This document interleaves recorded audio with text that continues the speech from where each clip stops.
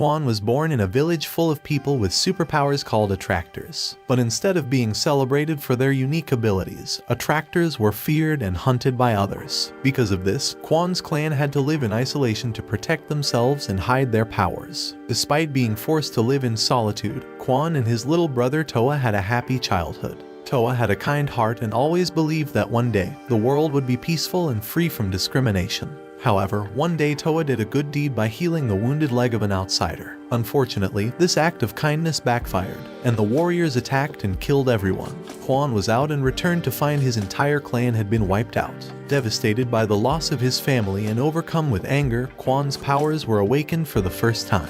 However, his unstable emotions made him lose control, and he not only took revenge by killing the soldiers but also innocent people. Filled with regret and guilt, Quan vowed to save others like him who have awakened powers but can't control them. 1,000 years had passed since Quan's clan was wiped out, but Quan was still alive due to his powers, which granted him immortality. Quan had become the leader of a group of attractors whose mission was to defend themselves against the Custos organization, a group that hunted and exterminated attractors using human cyborgs who could detect when someone's powers would awaken. They lived in a place called Fantasium Garden, a theme park with a shield barrier to protect attractors' identity and location from their enemies. Quan received a mission to save a little boy named Yuma, who awakened and was going berserk. Without hesitation, Quan arrived at the scene using his incredible ability called Insania. It allowed him to transform his physical body into an armored form, giving him godlike strength, speed, agility, durability, and healing. Quan quickly shielded the boy from the cyborgs and used his water manipulation power to throw the enemies away. But the Custos cyborgs soon surrounded Quan and fired at his shoulder. They tied his hands, and the human cyborg Epsilon aimed at Quan's, but Quan's friend Yuri came to his rescue. This allowed Quan to free himself and fight back. With agility and swift movements, Quan fought off the enemy fires and knocked their soldiers down one by one, while Yuri protected and saved the boy. The next day, Quan was informed by Tae, a telepathic attractor, that Yuma was struggling to control his powers. Quan decided to help and gave Yuma a wristwatch that would aid him in suppressing his power. Quan also made Yuma promise to use his powers for good and never to abuse them. Later that night, Quan received a signal that a girl named Kiri was about to awaken her powers. Quan quickly arrived outside Kiri's house, where he witnessed her awakening the power of a voice that could both heal or destroy everything. Fortunately, she stopped her awakening just in time. Kiri had lost her voice due to the trauma of seeing her parents' death, and her only remaining family member was her grandmother, who was on her deathbed. Quan, who had also suffered greatly in the past because of what happened to his little brother, decided to protect her. Later, Quan learned that Yuma had escaped from the hospital, leaving the wristwatch behind. At the same time, Kiri's power had been fully awakened. Custos' cyborgs were targeting both in different places, which put Quan in a dilemma of which one to help first. Towka confronted him and told him not to act like a hero because he can't save everyone. But Quan was determined, even if it meant risking his own life. He activated his power to fly toward Yuma, who was throwing lava bursts and going berserk. Quan managed to deal with the enemy and push them away. He tried to calm Yuma down but ended up hurting himself due to Yuma's explosive bubbles. Towka took the chance and used his teleportation ability to take them to a factory where Yuri was protecting Kiri. To save everyone, Quan attacked the cyborgs with all his force. Despite the enemy's continuous fire, Quan kept dodging their attacks and retaliated. Unfortunately, one of the Custos soldiers struck Quan from behind with electricity, causing him to fall to the ground. But before the enemy could hurt him further, Yuma used his power to activate the safety alarm, forcing the Custos cyborgs to retreat. With Yuma's support, Quan reached the bridge where his comrades were waiting for him. He praised Yuma for his admirable effort of using his power for good. This incident changed Quan, and he realized that he couldn't save everyone alone. Therefore, he showed gratitude to his comrades for helping him and invited Kiri to join the attractor forces. A few days later, Quan's group engaged in a fierce battle with Custos forces to save a new attractor boy. While Quan was fighting with all his might, he noticed that the cyborg Epsilon was trying to catch the boy. Fortunately, Tae shielded the boy and activated her telepathy power. This caused all three of them to lose consciousness. After the fight, the medical staff informs that Tae's telepathy powers had caused her and Epsilon to be trapped inside the boy's dreams. This meant that Custos forces could detect attractors' locations by tracking Epsilon's mind. Quan knew that he had to act fast to free everyone. So, he entered the boy's dream, where he found everyone inside the dream state is seeing their true past, which they had forgotten or wanted to forget. Kwon searched for Tae and Epsilon, and he discovered that they were acting as siblings instead of facing their past. Kwon tried to wake them up,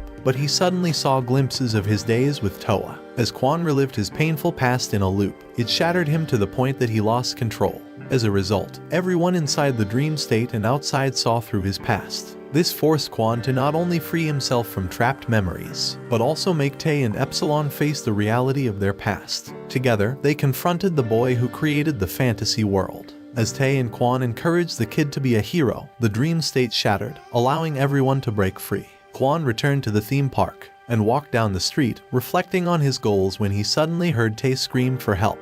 Without hesitation, Kwon followed her voice and found her surrounded by Cousteau's forces. As they were about to shoot Tae, Kwon bravely stepped in front of her and took all the bullets on himself. To fight back, Kwon stood up and kicked the first cyborg, but the other two attacked him simultaneously, leaving him cornered. However, Kwon wasn't going down without a fight. He pushed them away and protected Tae from Epsilon, who was still considering Tae as his sister. As Epsilon lost control of his firepower and started burning, Kwon realized that he was also an attractor. Therefore, he protected Epsilon from the cyborgs and took him to his medical team. After Epsilon regained consciousness, Kwon called him by his human name, Shun, and invited him to join his group. This touched Shun's heart, as he had been living with fabricated memories that attractors were monsters who had killed his sister. In reality, he had been the one to accidentally kill her when he couldn't control his powers. Shun considered himself a monster, but Kwon tried to reassure him that they were all just humans who deserved to live. This caused Shun to start to question his beliefs. A few hours later, the emergency alarm bells sounded, signaling Kwon that something was wrong.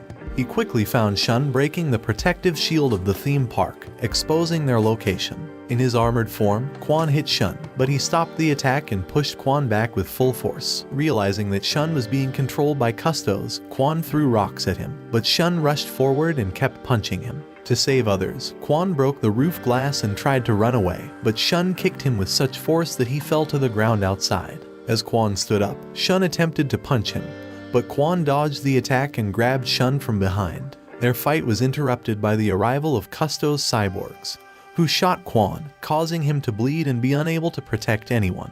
But then, Kwon's group appeared to fight against the enemy cyborgs, motivating Shun to break free from Cousteau's control and fight for Kwon. As both forces engaged in battle, Kwon refused to give up and fought back, even with an injured body. However, one of the Cousteau's cyborgs blocked Kwon's attack and cut his hand in half. The enemy then shot Kwon's chest and head, and he began to bleed out. The enemy forces retreated, thinking they had killed Kwon, and planned to launch an explosive bomb to eradicate everyone. To stop it, Yuuma uses his bubble power to create a shield surrounding the theme park, protecting everyone from the bomb. The blast made Kwon fall underground, where discovers his long-lost brother, Toa, sealed inside a crystal. This revelation shocks Kwon, who had been carrying the guilt of not being able to protect his brother for over 1,000 years. Kwon's friend, Seiji, appears and admits to hiding Toa's survival from him, which causes Kwon to attack Seiji in anger. However, Kwon soon realizes that Seiji meant no harm and stops attacking him. Seiji explains that his ancestors found Toa on the battlefield after the slaughter of Kwon's clan and provided him shelter to heal his wounds. Toa, afraid of his dangerous power that could enhance every power,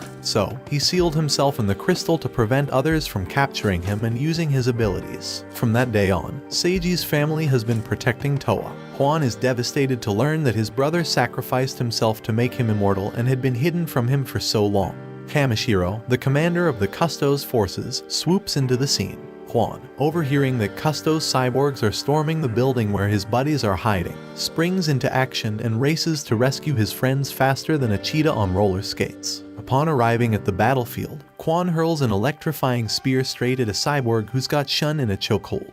The spear zaps the cyborg, freeing Shun. The two join forces and engage the enemy. Out of nowhere, Kamishiro pops up on the scene as if he's just hit teleport on his remote. He reveals his true identity as an attractor who's got the power to steal other abilities. He offers the attractors a future so bright they'll need shades, where they can live a happy, normal life with their parents. Tempted by the promise, a few kids decide to join him. Determined to stop them, Kwon and Shun launch an attack on Kamishiro. but Kamishiro whips up a cube barrier, trapping Quan and Shun inside like bugs. With a smirk, he teleports himself and his new recruits away. Haunted by memories of his past failures, Quan feels a pang of guilt for not protecting his friends. It's like deja vu from that time when he was away from his village and couldn't save his people. But now, he's determined to make things right by chasing down Kamishiro to rescue his friends. As Quan and Shun gear up for the ultimate showdown, Yuri and Yuma jump on the rescue wagon. Sneaking into Custo's headquarters, the team suddenly finds themselves surrounded by a mob of menacing cyborgs. Fear not, Shun morphs into his flame-armored form, lighting up the room like a birthday candle.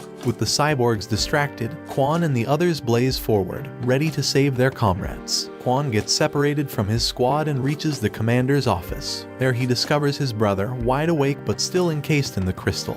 Before he can free his sibling, Kamishiro pulls a fast one, trapping Quan in a maze of crystal icicles. Quan's tenacity and refusal to give up make him break the trap. But Kamishiro decides to conjure up gravity-defying crystal rocks and launches one right at Quan's shoulder, giving him a piercing souvenir. Meanwhile, Toa's seal starts to crack, and Kamishiro can hardly wait to absorb Toa's powers. Just in time, Quan breaks free from his crystalline confinement and tries to whisk his brother away. But Kamishiro's power gives Quan the old heave-ho, sending him flying across the room. Out of the blue, the Custo's system gets hacked, and water floods in like it's a surprise pool party. As everyone scrambles to evacuate the building, Quan and Kamishiro prepare for a face-off in the open sky. Quan lunges at Kamishiro, but the cunning commander uses his special ability to halt Quan in midair, and then zaps him with a jolt of electricity. Quan plummets to the ground like a fallen superhero. Kamishiro conjures a sinister black sphere, causing everyone nearby to lose control of their powers. The result: pandemonium and chaos reign among the forces. As Quan struggles, he envisions himself drowning underwater. In this watery world, his friends surround him, singing a song of hope that inspires him to get back on his feet. Quan surges forward, but Kamishiro has other plans. He spears metal pillars into Quan's armored body, immobilizing him. Using all his strength, Quan breaks free from the metal restraints just in time for Kamishiro to unleash a fiery attack. In a dramatic turn of events, Kamishiro stabs Quan's chest with his hand. But instead of admitting defeat, Quan seizes the opportunity to enter the enemy's mind. There, he finally gets the chance to talk with his brother. Toa, feeling guilty for awakening Quan's powers and burdening him, apologizes. But Quan is simply glad to see his brother again. They hold hands, and with their powers combined, the brothers break free from Kamishiro's grasp, and Quan dons shiny new white armor. As he advances, Kamishiro hurls massive stones at him, but Quan's determination is rock solid. Kamishiro tries one last trick, causing the ground to rupture and the surroundings to crumble. But Quan channels his godly powers, striking Kamishiro with lightning and draining him of his abilities. Aged and powerless, Kamishiro begs for mercy and Quan decides to spare him. As the battle ends, Quan's group celebrates their victory. Looking at the sunset, Quan tells Seiji that Toa finally released him from his immortality curse. The time starts to move again for Quan as he is free from his painful past. Watch this next video. See you on the next one.